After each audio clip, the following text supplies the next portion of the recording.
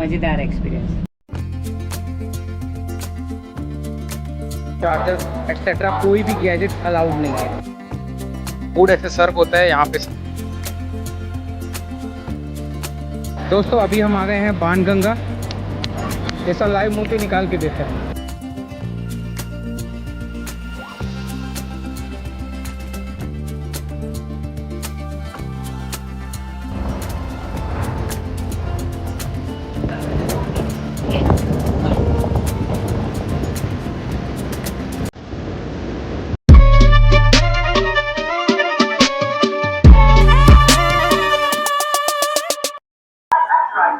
Hi friends, welcome back.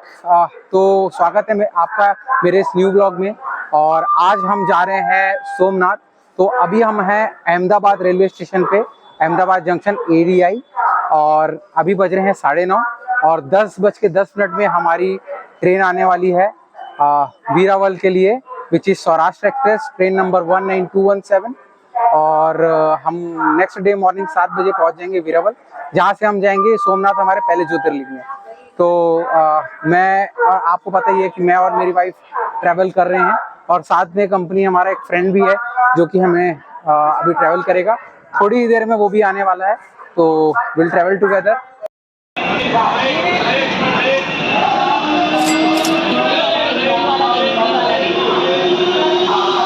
हम चढ़ चुके हैं हमारी ट्रेन पे, और ये मेरा पहला टाइम है, मैं फर्स्ट AC में ट्रैवल कर रहा हूँ थोड़ा सा। तो आज दिखाता हूँ मैं कि फर्स्ट AC कैसा है। तो मैंने गेट ओपन किया,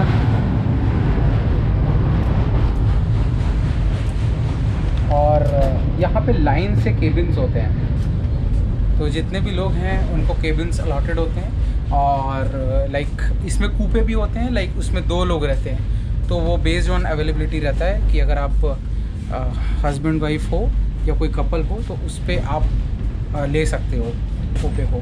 तो वो भी सब्जेक्ट टू अवेलेबिलिटी ही रहता है। आप ऐसा बना दिया है न्यू रूल्स के हिसाब से। और आइए मैं आपको लेके चलता हूँ मेरे कैबिन में, जहाँ हेलो गाइस, तो ये मेरी वाइफ उमा। हेलो। और ये है मेरा वो फ्रेंड जिसका मैं वेट कर रहा था, रोशन सोनी। तो रोशन, आप बताओ, आपका भी फर्स्ट टाइम है फर्स्ट AC में मेरे साथ? पहला एक्सपीरियंस, मज़ेदार एक्सपीरियंस। और हम सब जा ही रहे हैं ज्योतिर्लिंग सोमनाथ दर्शन करने के लिए, और वहाँ से जाएंगे द्वारका। तो जर्नी हमारी स्टार्ट हो चुकी है। हम कुछ खाना पैक करा के लेके आए हैं यहाँ पे। और मेरी वाइफ का तो फास्ट है, तो वो तो कुछ खाएगी नहीं, तो हम लोग एंजॉय करते हैं। तो मिलते हैं आपको मॉर्निंग 7 बजे, और 7 बजे शार्प एज एक्सपेक्टेड ट्रेन पहुँच जाएगी, अगर राइट टाइम रही तो, जो कि अभी राइट टाइम चल रही है।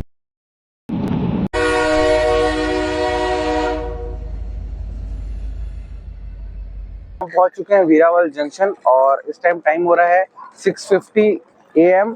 और वैसे तो ट्रेन जल्दी ही पहुंच गई थी, अप्रॉक्स 6:20 को ही पहुंच गई थी, बट आधा घंटा आउटर में रुका हुआ था क्योंकि वो बिफोर टाइम था, तो लाइन क्लियर होने का वेट कर रहे थे।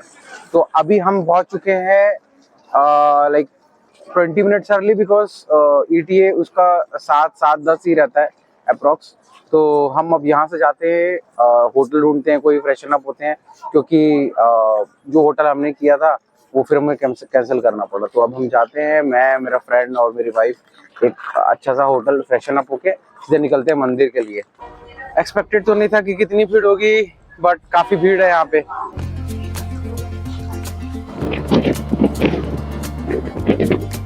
इस जगह को क्या बोलते हैं भैया? बंजर, बंदर।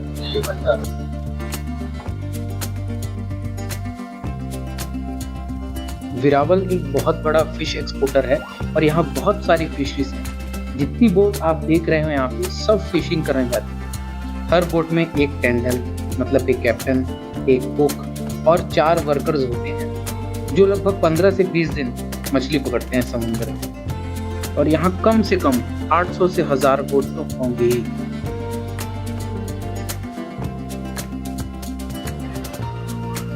ऐसा क्या है भैया कि सावन में आपको मेन रोड से अलाउड नहीं होता ऑटो को? कितना मालूम है? 2000 ऑटो वाले होते हैं। अच्छा, 2000 ऑटो वाले। अच्छा, इसलिए हम गली से जा रहे हैं। 4-5 होटल देखने के बाद हमें पसंद किया महाराजा होटल, जो अभी 2 महीने पहले ही इनॉपरेट हुआ है और मंदिर से सिर्फ 50 मीटर की दूरी पे है। इसका टोटल किराया 3500 रुपये ट्रिपल शेयरिंग पे आया।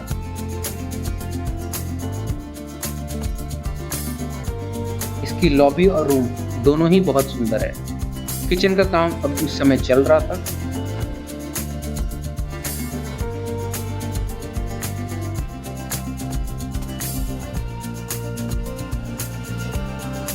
हाय गाइस, तो हम लोग रेडी होके निकल गए सोमनाथ मंदिर की तरफ। तो जो होटल हमने लिया है उससे लाइक हार्डली 50 मीटर्स बोल लो, लाइक 2 मिनट्स वॉक है यहाँ से मंदिर का गेट। और अभी 12:05 हो रहे हैं यहाँ पे। तो एग्जैक्ट टाइम मैं आपको बता दूंगा कि टोटल मुझे कितना टाइम लगा। स्कंद पुराण के अनुसार चंद्रमा जी ने राजा दक्ष की 27 पुत्रों से विवाह किया था, लेकिन उनमें से वो रोहिणी को सबसे ज्यादा प्रेम करते थे, जिस वजह से बाकी रानियां रुष्ट महसूस करती थी। राजा दक्ष ने उनको काफी समझाया, पर वो जब नहीं माने तो राजा दक्ष ने चंद्रमा जी को श्राप दे दिया। और उसी श्राप से मुक्ति के लिए चंद्रमा जी ने शिव जी की कठोर तपस्या की और श्राप मुक्त हुए, जिसके बाद भगवान शिव जी यहाँ ज्योतिर्लिंग स्वरूप में स्थापित हुए और यही प्रथम ज्योतिर्लिंग माना गया है।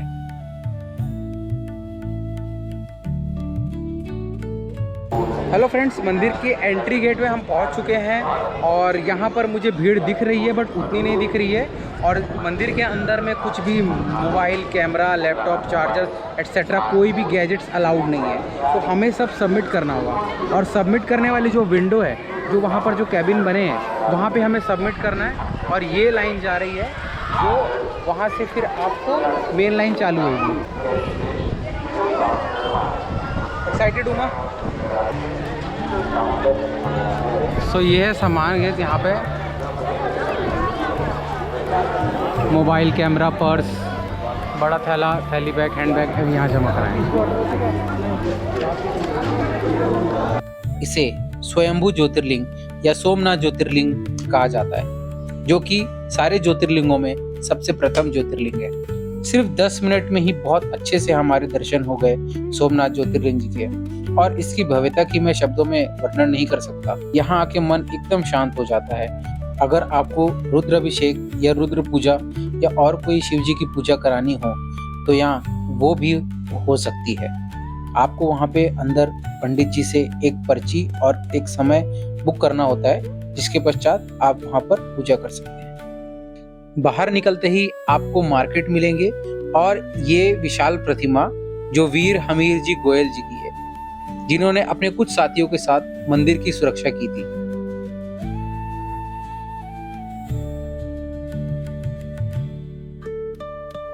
और मार्केट में आपको यहाँ पे सभी सामान मिल जाएंगे, जैसे शिव जी की प्रतिमा, शिवलिंग, आदि योगी, डमरू, ढोल, ताशे, मंदिर के डेकोरेटिव आइटम्स, पूजा सामग्री, खिलौने, फल, फूल और कैंडी फ्लावर्स भी मिल जाएगा।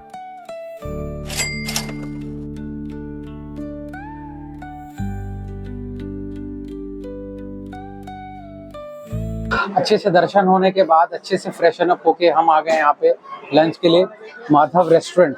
तो ये मेरे बकेट लिस्ट में था कि यहाँ पे आने के बाद माधव रेस्टोरेंट का काठियावाड़ी फूड एक बार टेस्ट ज़रूर करना है। अभी 15 से 20 मिनट्स की वेटिंग है हमारे पास और अंदर भीड़ खचाखच भरी हुई है। कम से कम 100 लोग एक टाइम पे खाना खा रहे हैं और पीछे भी आप देख सकते हैं सब वेट कर रहे हैं अपने अपने नंबर का। रोशन, भूख लगी है कि नहीं? हाँ यार, भूख तो बहुत लगी है। हमारे ऑटो वाले भैया भी रिकमेंड किए होटल अबाउट और खुशबू तो भाई यहाँ तक तो बहुत अच्छी है। अब देखते हैं अंदर जाके जैसे ही नंबर आता है, क्योंकि वेटिंग बहुत भूख लग रही है, बहुत सही है। तो फ्रेंड्स, यहाँ पे फूड ऐसे सर्व होता है। यहाँ पे सारे सैलेड्स आ गए हैं, अचार, पापड़, फ्राइम्स और साथ में ऐसे सब्जी आई हुई है। ये मैंने थाली प्रिपेयर कर ली है। ये है मेरे कुछ फ्राइम्स, ये है सेव टमाटर की सब्जी, ये अभी फिगर आउट करना बाकी है कि ये कढ़ी है, ये टमाटर की चटनी है। यहाँ पर है एक ये आलू की सब्जी, भिंडी की सब्जी और इसके साथ है ये फुल्का और साथ में एक बाजरे का रोटला और 3 तरह के मैंने पिकल्स लिए हुए हैं और साथ में कुछ सैलेड और साथ में इसके छाछ। तो चलिए टेस्ट करते हैं कि कैसा खाने में कैसा होगा।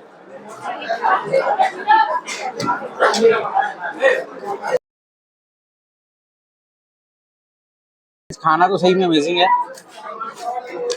अब फ्लेवर कुछ अलग ही है। मीन्स जो फ्लेवर हम नॉर्मल खाते हैं, लाइक जो सेव टमाटर नॉर्मल हम खाते हैं, मैंने पहले भी खाया हुआ है, बट ये वैसा नहीं है, कुछ डिफरेंट है और अच्छा लग रहा है। साथ में जो आलू है, तो आलू जो है जैसे कद्दू होता है, तो उस कद्दू के जैसा एकदम मतलब मुंह में घुल जाने वाला है। मुझे नहीं पता इसका प्रिपरेशन कैसे हुआ, बट बहुत यम है। कहाँ गया, खत्म। एक चीज मुझे बहुत अच्छी लगी, उनका ये वाला जो अचार है मिर्ची का, तो ये वाला अचार मिर्ची मेरी दादी बनाती थी, उसके बाद मैंने अभी खाया है। ये वाला जो मिर्ची का अचार है, टू गुड। उसके साथ हमारे पास नॉर्मल रोटी के साथ साथ ये जवारी की रोटी और ये है बाजरे की रोटी। तो मिलेट्स का यूज़ पहले भी बहुत होता था और काठियावाड़ी फूड में भी मिलेट्स का यूज़ होता ही होता है। और कुल मिला के अगर हम सबको मिला दे तो कंप्लीट पैकेज है। बहुत अच्छा, मतलब दिखने में जितना स्पाइसी लग रहा है कि बहुत स्पाइसी होगा खाना, वैसा बिल्कुल भी नहीं है। और इसमें अचार की वैरायटी भी 2-3 प्रकार की है। ये जो आम का मीठा वाला अचार है, ये मेरा फेवरेट है। To good. फ्रेंड्स, हमारा खाना हो गया और अब हम जा रहे हैं बालू का तीर्थ, जो कि हमारा फर्स्ट पॉइंट होगा, फर्स्ट साइट सीइंग पॉइंट होगा बालू का तीर्थ। और हमारे साथ भैया हैं, हमारे रोहित भैया है, तो हमें गाइड भी कर रहे हैं और हमें लेके भी जा रहे हैं बालू का तीर्थ।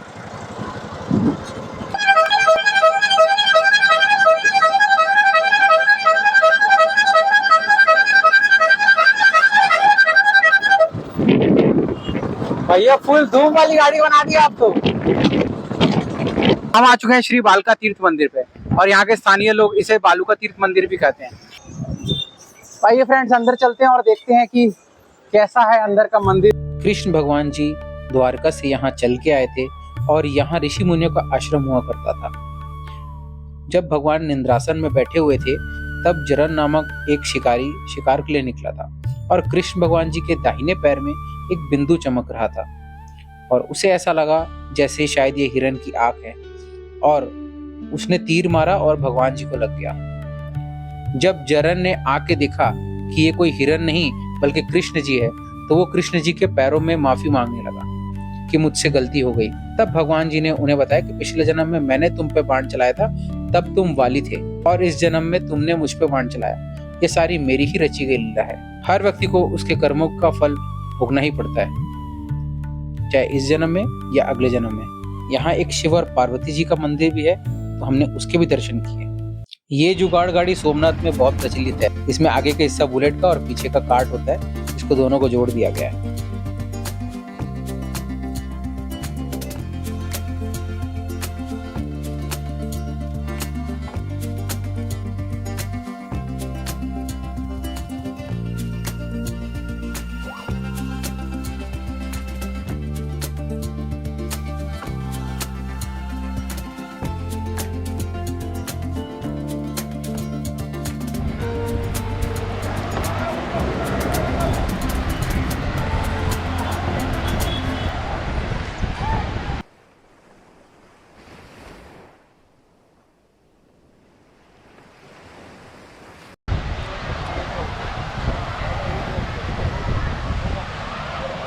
दोस्तों, अभी हम आ गए हैं बाणगंगा और यहीं से जरन ने श्री कृष्ण जी पे बाण छोड़ा था। जो बालका तीर्थ है, वो वाला जो मंदिर हम देखने गए थे अभी, तो जरन ने यहीं से वहाँ पे बाण छोड़ा हुआ था, श्री कृष्ण जी को जाके लगा था, जो कि ये वहाँ से 2 किलोमीटर है और यहाँ सोमनाथ से 3 किलोमीटर है। और यहाँ पे पवित्र शिवलिंग है, जो कि जैसे ही टाइड थोड़ी सी लो होती है तभी आप उस शिवलिंग के दर्शन कर सकते हो और वहाँ पे जा सकते हो।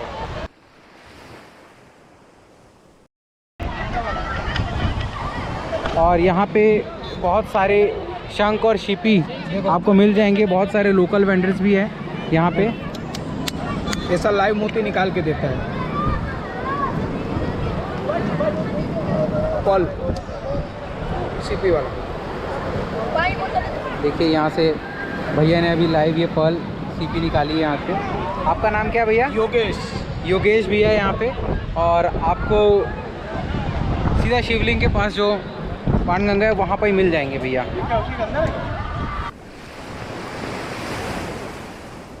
इसके बाद हम आगे गए पांच पांडव गुफा में। पांच पांडव गुफा में हमें फोटोग्राफी नहीं करने दिया गया, इसलिए मैं उसको दिखा नहीं पाया। मेरे पैर में चोट भी लगी थी तो उसके लिए मैं प्रिकॉशन ले रहा था, उसकी वजह से मैं अंदर नहीं गया। हम पहुंच चुके हैं पांच पांडव गुफा में और हम उतर रहे हैं अभी बावड़ी में। तो नीचे एक पानी का कुंड है। यहाँ पे 1700 बरस कहते हैं यहाँ पे कि 1700 बरस पांचों पांडवों ने तपस्या करी थी सूर्य नारायण देवता की। पीछे सूर्य टेम्पल भी है जहाँ भी हम चलेंगे। और हिंगलाज माता इनकी कुल देवी है। यहीं पे पांचों पांडवों ने सूर्य देव जी का स्तुति करके, उनकी प्रार्थना करके उनका दर्शन प्राप्त किया था। तो अभी ये गुफा है, मैं आपको दिखाता हूँ, कुंड स्वरूप है।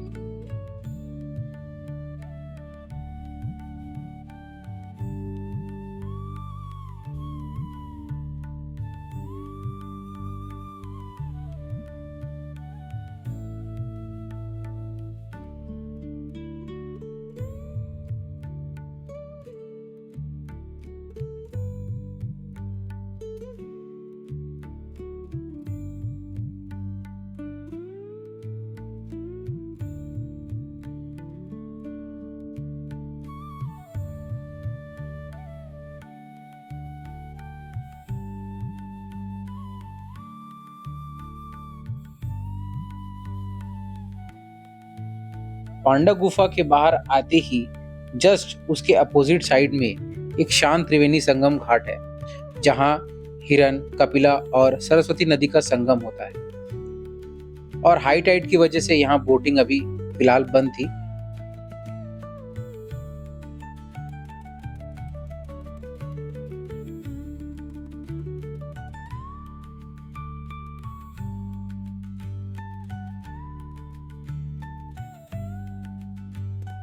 कुछ देर रुकने के बाद हम गए हमारे नेक्स्ट साइट सीइंग पॉइंट में, श्री गोलक धाम तीर्थ, जहां श्री कृष्ण जी का अंतिम संस्कार किया गया।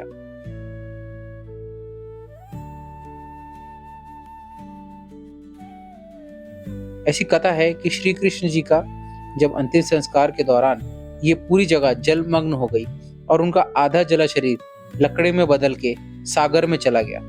और वो ही सब है कि जगन्नाथपुरी में मिला, जो आज भी श्री जगन्नाथ भगवान जी की लकड़ी की प्रतिमा के अंदर स्थापित है।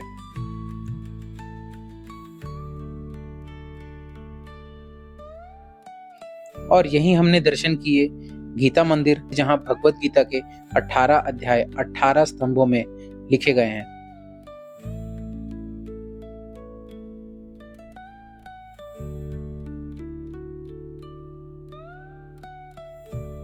और श्री लक्ष्मी नारायण मंदिर, जहां श्री विष्णु भगवान जी के पूरे अवतार उनके इतिहास सहित दर्शाए गए हैं, जो बहुत ही प्रभावशाली हैं।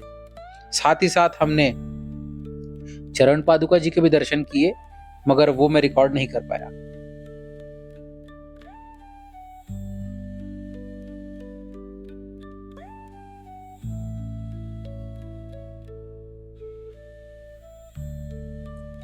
दिन के अंत पे हम आ गए सोमनाथ बीच और सोमनाथ बीच रोड पे, जहाँ की एंट्री सिर्फ 5 रुपए थी। और ये जगह बहुत ही साफ और सुंदर है और सब यहाँ अपने अपने परिवार और दोस्तों के साथ सनसेट का मजा लेने आए हैं।